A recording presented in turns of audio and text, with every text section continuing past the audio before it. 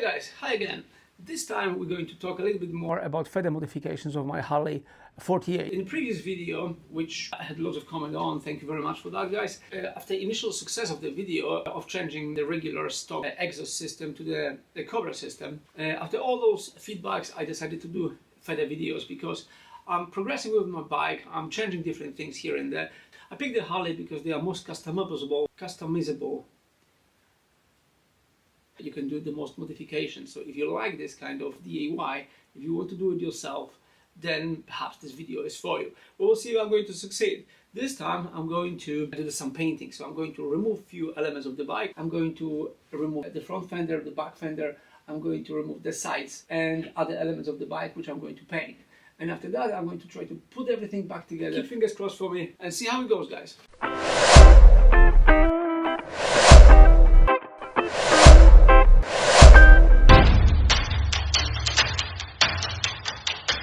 So what my Fender customization plan is to change this nice black into black. I know you might be surprised. What I want to do is I want to change this shiny black, which is normal factory color, to the matte black. In order to remove the front fender we have to remove 4 screws here. So let's do that. Obviously because those screws were never removed before, then you have to apply some pressure. It's actually not that difficult to loosen them up. Well, I guess it's going to look like a bobber when I remove the front fender. Bobbers are those Harleys who are stripped off from all additional unnecessary parts. In northeast of England, it's probably not the best idea to have a bobber due to the weather, because all of the mud when you're riding would be on your face. What is always important in a job like this is to keep everything nice and tidy and put everything away as it was, because otherwise you will forget where the screws fixing belong to. People who do it for a living, obviously they know that stuff, but people like me, not so much. Right, okay, so that's our fender. The fender itself is fixed to the bracket by 4 screws, so I need to loosen it up as well. Let's see how that goes. Right, okay, so a bit of a WD-40. I thought initially that I need a star screwdriver here, but it appears that I need a slightly different one. I've got the right hand screwdriver. Alright, voila! So we've got everything, we've got the bracket separated from the fender. So far so good. Nice and easy. Okay, another thing on my list here is to remove the side cover. This one is generally quite easy. It is meant to be open, so meant to be used quite often.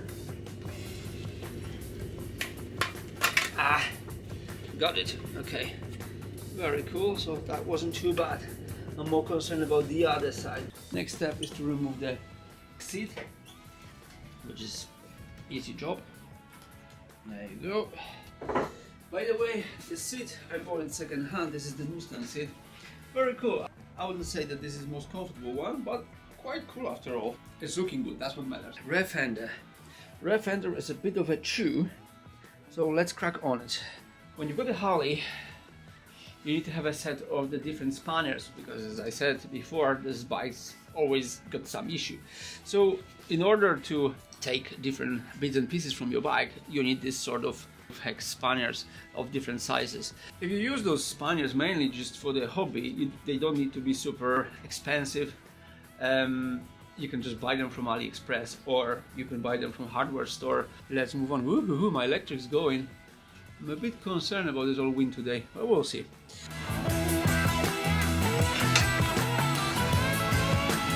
Main screw, the spacer.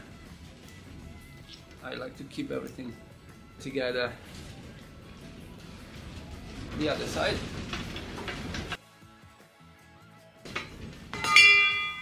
I forgot to mention also underneath there is a support for the back fender, so remember about that. So same here, second side. As I said, I like to keep them together because that way I know where they belong to. So second sets of screws where the CC bar is attached to.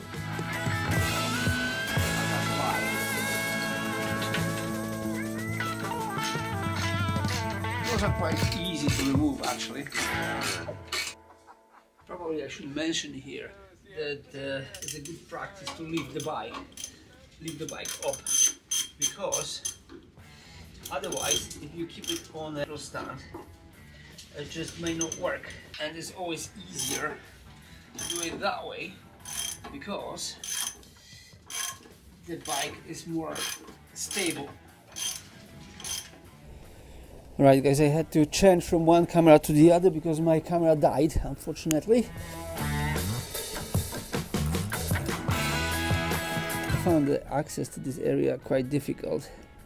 So you need to grab this screw with other Spaniard from one side and then use your other Spaniard from the other side.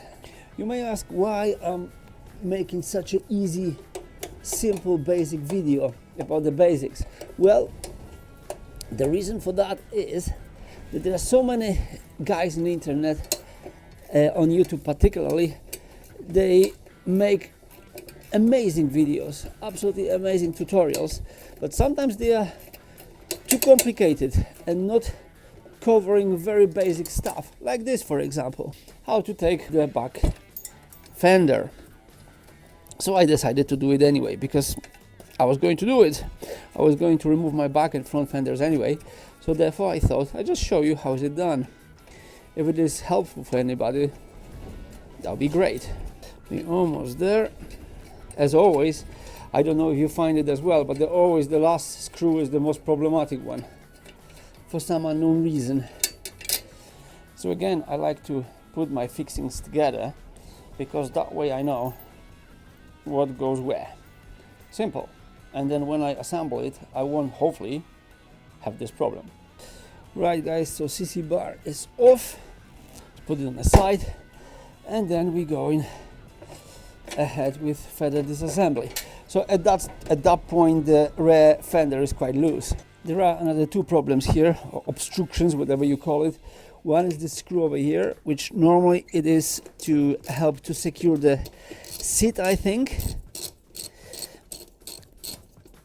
but that also holds the back fender in a position.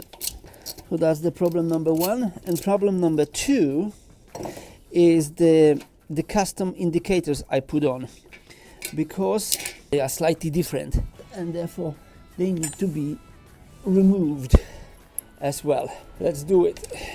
I think the easiest way to do this is going to be just cut the cables and deal with them later. So I'm going to mark them for now, which one is which. That's, for example, right indicator, and I'm going to cut it off. Right, same situation on that side, which is our left indicator. Right, so that's our right side. Okay, that's all done. All right, so now in theory now everything should come off slightly easier. Let's find out. May not be a case. Other thing worth mentioning is that the fixing system of the cables for the rear indicators in Harleys, this is a little bit shitty system, to be honest, and pain in the ass to remove. So when you keep removing it, the best is to put some light over there and see where those cables go in, because otherwise that will be quite difficult. Now it should be easier. You can see that this is all loosened up now, and I've got it finally. I'm going to remove everything because I'm planning to I want to paint those sides in black as well, black matte. When you remove those side bits, which I never remember the name of it, you have to tilt it slightly and then it comes off quite easy. And then you have to run the cable that way, and eventually it's going to come out. Right, so there we are. All right, The next stage here is to remove the fender itself. So let's find out how difficult it is. At that point it's not difficult at all because it's all detached. Wow, I hope I will be able to assemble it back again. It always scares me, but hey, no risk, no fun, as they say. I'm thinking now that this project of mine will give me opportunity to actually start cleaning everything there, because when you clean your bike you definitely cannot get to all those places you want to be. So I'll be very clean when I finish with it. I'll show you another couple of issues I've got with this bike. When I got it second hand, somebody installed those fancy shock absorbents here, which they are expensive and technically cool looking, but the problem with that is that they are not necessarily good for this particular bike. Look at this, what happens here.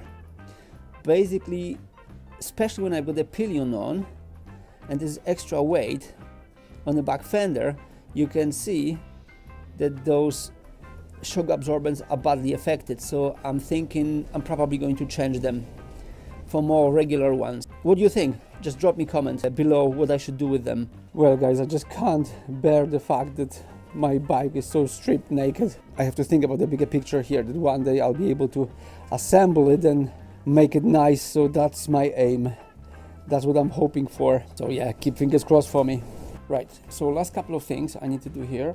One is to remove the side cover here, which at the moment I have no idea how I'm going to do this.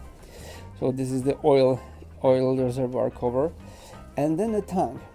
Right, about tank, I'm pretty sure that most of you know, guys, that in Harley 48 the tank capacity is 2.1 gallons, which is not a lot. I understand, don't get me wrong, I understand the idea of small tank, peanut shape, but unfortunately I found it quite small. I don't travel a lot, and it is not a cruiser, but still I would like to have a slightly bigger tank. So what I've done, I decided to put another tank on, which I already bought on eBay, and this is 3.3 gallon tank. What I want to do is to lift the tank further, because as you can see I already used the tank lift kit, which is 2-inch kit. However, I'm going to elevate it by another ½ inch, so I want my tank to be lifted by 2.5 inches.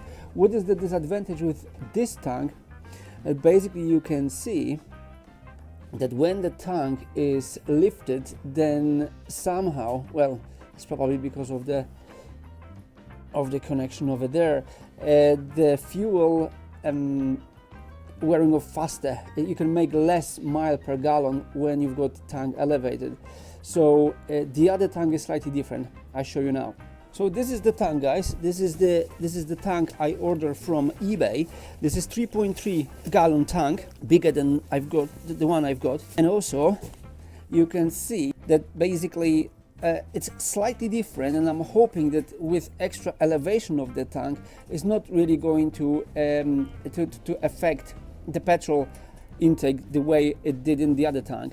It's a nicer tank overall, so I'm hoping that it will look awesome when I finish. Lastly, removing the oil cover wasn't actually that bad. You just remove the oil cap, and then you use some sort of, you need to proud up, and then it comes off. So it's very easy to remove, actually even easier than the one on the other side. So yeah, not too bad at all. Jeez, what's a mess, really. I have to think positively that I will be able to put it back together. Also, what I want to do, apart from the tank lifting and painting, I would like to do the wire too, which we talk about it next time. Right, okay, so last thing on my list is to remove those plastic indicators. In my case, because they are custom indicators, they are attached slightly different than original ones. Again, you need to use the spanner here, loosen them up, and that's it. Where the original ones are, in my opinion, a little bit more tricky to remove. But again, after all, a couple of screws and then the job is done. Yeah, so nice and easy, just like that. And here we are. That's done. All right, guys, so there we have it. We've got all the parts ready for painting. I'm going to take them to one of the custom garages nearby, and ask them to paint it for me, the black matte. So yeah, if you're interested in the final result, just keep watching, and I post everything very soon. In the meantime, take care and ride safely.